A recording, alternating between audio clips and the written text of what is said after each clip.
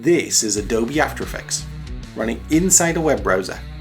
No install, no Creative Cloud, just pure 1993 nostalgia. If you watch my VFX History video, you know I promised to show you exactly how you too can run After Effects version 1 on your machine right now. Before it belonged to Adobe, After Effects was created by a company called Koza, and it ran on System 7 Macintoshes. And thanks to infinitemac.org, you can run macOS 93 in a browser.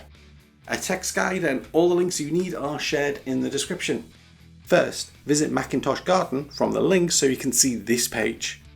Download the top link, the one that says Koza After Effects v1.1 IMG SIT.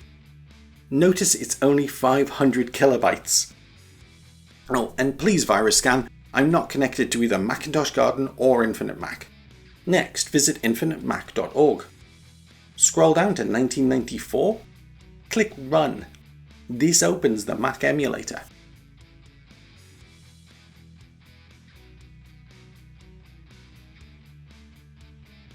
Drag your downloaded SIT file into the desktop. Open the folder, The Outside World. Then, open the Downloads folder that is inside the Outside World. Open the Saved HD folder. Drag the SIT file from Downloads into Saved HD. Double-click on the SIT file. This unpacks the AE folder to the desktop, but you cannot write files here, so drag the Koza After Effects 1.1 folder into Saved HD.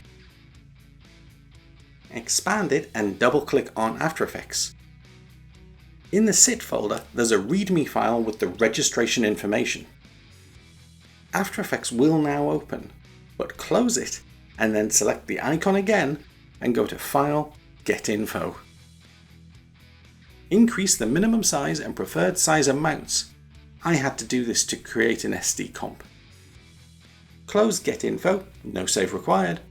Open After Effects, and you're done. Try rendering a composition and let me know in the comments how long it took. This one took 2.5 hours. If you'd like to see how Jake in Motion, Stern Effects and I all got on with version 1 and want to hear more about After Effects Origins, then check out the main video, linked below.